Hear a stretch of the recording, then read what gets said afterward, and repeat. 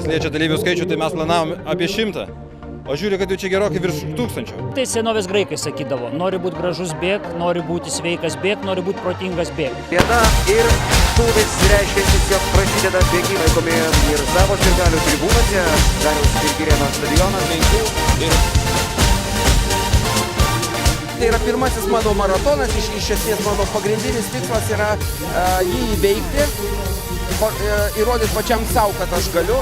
Regimantai, laimėjot, bet atrodot net nepavargęs, taip gali būti? Nu, gal taip tik atrodo.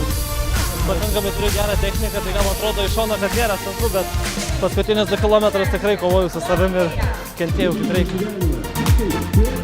Savaitgalis jisai čia daug turiningesnis negu sėdint kažkur bare ar namie užsidarius. Fainai pakvėpuoti, pabūti su draugais ir pabendrauti. Norėčiau palinkėti visiems, kad nesvarbu kelintą vietą laimėsi, svarbiausia dalyvauti tokiuose gražiuose šventėse, kurios tikrai suburia žmonės, suburia vienminčius ir pats tas faktas prasibėgti minioje su visais yra labai labai geras dalykas. Kad džiaugiuosi, kad esu čia, kad dalyvavau, kad gavau medalį.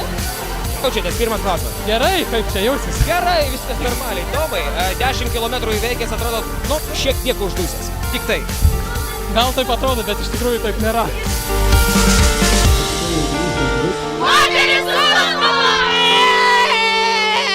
Labai noriu pasidžiaugti, kad labai iš tikrųjų pati ką tik atėjau ir matau, kiek nuostabių daug žmonių ir tikrai labai didelis yra susidomėjimas tiek renginiu, tiek pačiu bėgimu.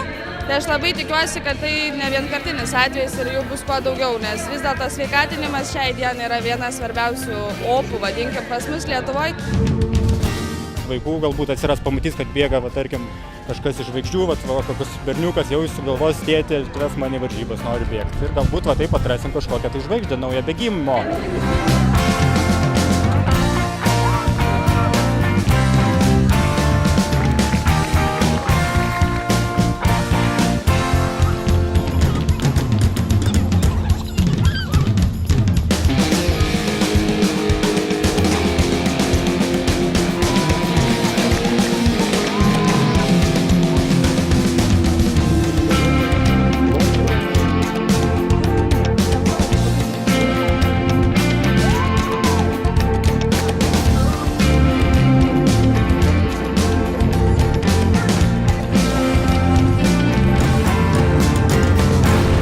Pasimatymo 2016.